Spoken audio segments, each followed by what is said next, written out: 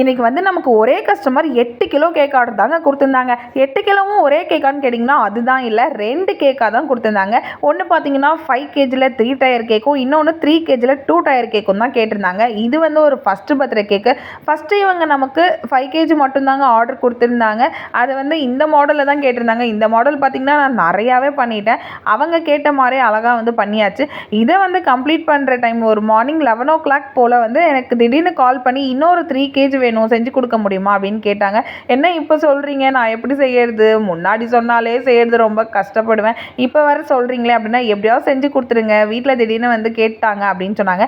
சரி ஓகே, அதுக்கு என்ன பண்ணிடுவோம் சிறப்பாக அப்படின்ற மாதிரி தான் நானும் வந்து செய்ய தொடங்கிட்டேன். அது வந்து ஸ்ட்ராபெரி ஃப்ளேவரில் கேட்டிருந்தாங்க, அதையுமே அழகாக வந்து செஞ்சுட்டேன். இந்த கேக்கை வந்து கம்ப்ளீட் பண்ணலான்ட்டு அங்கங்கே பட்டாம்பூச்செல்லாம் பறக்க விட்டுட்டு ஃபாக்ஸ் பால்லாம் போட்டு இந்த பார்பியும் போட்டு சூப்பராக கம்ப்ளீட் பண்ணிட்டேன். அண்ட் இதுதாங்க அந்த 3 கேஜி கேக்கு. இந்த மாடலில் தான் கேட்டிருந்தாங்க. இது மேலேயே அழகாக ஒரு ப்ளூ கலர் பார்பி டால் வச்சு பேபியோட நேமு, பட்டர்ஃப்ளை, ஹாப்பி பர்த்டே ஒன்னெல்லாம் மென்ஷன் பண்ணி சூப்பராக கம்ப்ளீட் பண்ணிட்டேன். இது ரெண்டில் உங்களுக்கு எந்த கேக் ரொம்ப பிடிச்சிருக்குன்னு மறக்காமல் கமெண்ட்டை தட்டி விட்டு